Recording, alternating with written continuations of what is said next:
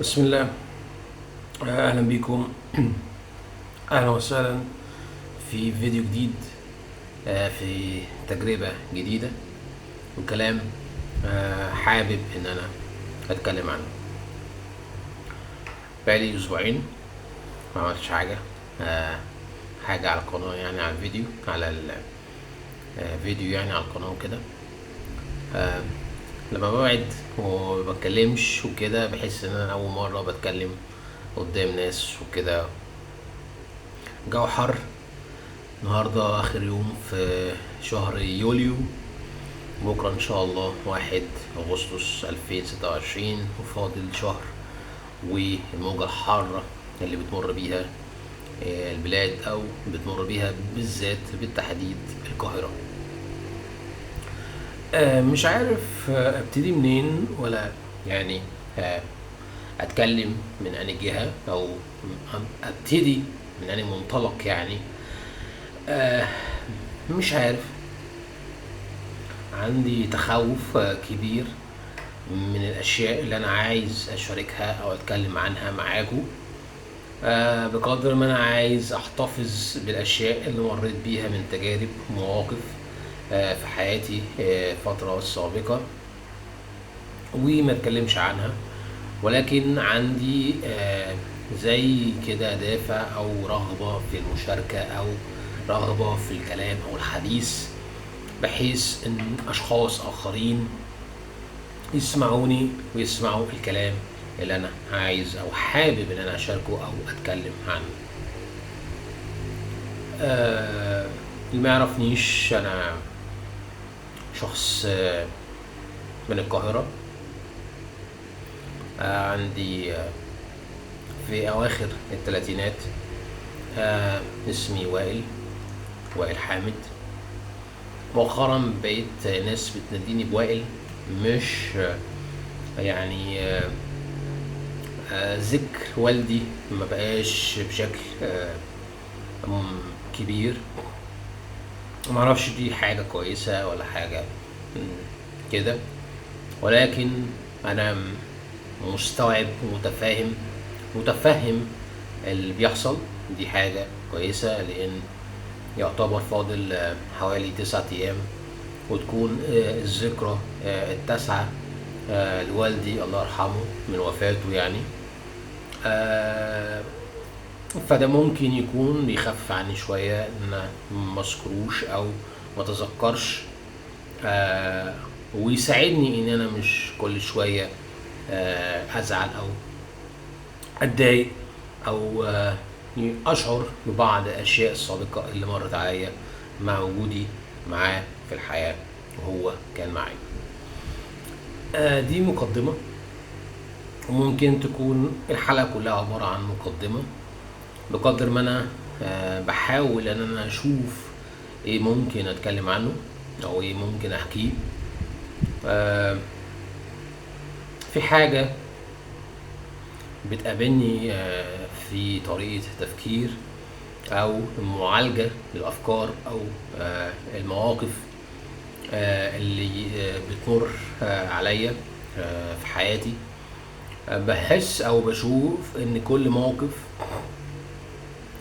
بيحصل، ممكن مثلا مواقف مثلا بتحصل ممكن تأثر عليا، او تديني شعور غير ايجابي، غير جيد. ولكن الموضوع مش بيطول عن يوم او يومين، او ممكن تاني يوم على طول يحصل معالجة وبرمجة لعقلي او طريقة تفكيري، او كده يعني. بيحصل حاجة كده ان انا مش بستمر في نفس الموقف او نفس التجربة او اللي حصل يعني، ويحصل تفادي، تخطي، تعافي بشكل او باخر.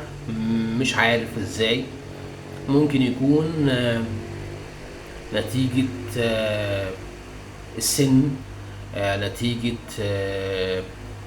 التجارب، نتيجة الوعي، نتيجة الإدراك، أو الاستيعاب الكامل، أو اللي يخليك أو يخليني إن أنا أقدر من خلاله ان انا اتخطى بشكل الحمد لله الحمد لله الحمد لله بشكل غير متوقع، وبيخليني ان انا اتعايش مع الحياة ومع التجارب ومع المواقف اللي ممكن تأثر عليا. وده بيديني الحمد لله بشكل كبير، الحمد لله حمدا كثيرا، اللي هو ان انت بت زي كده ايه، يعني بيحصل مناعة، عندك مناعة نفسية او مناعة نفسية. ايوه، المناعة دي بتكون بتحتوي اي موقف او اي تجربة او اي تأثير خارجي ناتج عن التجارب او المواقف اللي بتحصل مع الاخرين، مع الناس اللي بتقابلهم او اللي بيأثروا عليك بشكل او باخر. فده بيخليك ان انت قادر ان انت تتعافى سريعا، تتخطى بسرعة، ويحصل معالجة بشكل كبير. وده بيخليك ان انت اكثر اتزانا واكثر هدوءا وتعاملا مع واقع الحياة اللي انت بتعيشه. ده ممكن يكون تحليلي عن اللي بمر بيه الفترة السابقة واللي عشتها الحمد لله. وده السبب ان انا مش عندي رغبة ان انا اشارك معاكم التجارب او المواقف اللي مرت عليا خلال الايام اللي فاتت، السابقة، يعني الايام السابقة. فخلاني ان انا مش مهتم او مش مهم ان انا اتكلم عنها او استرجعها مرة اخرى. في حاجة كده بارزة كده عندي في دماغي، بس برضو حاسس ان هي مش وقتها ومش دلوقتي ممكن ينفع ان انا اتكلم عنها، ولكن ممكن بعد كده اتكلم عنها وهكذا.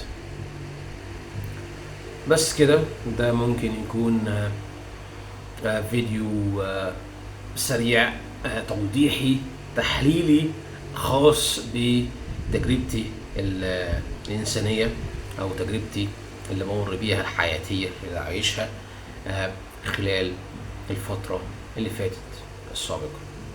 شكرا لكم، وكان معكم وائل أو وائل حامد. مع السلامة.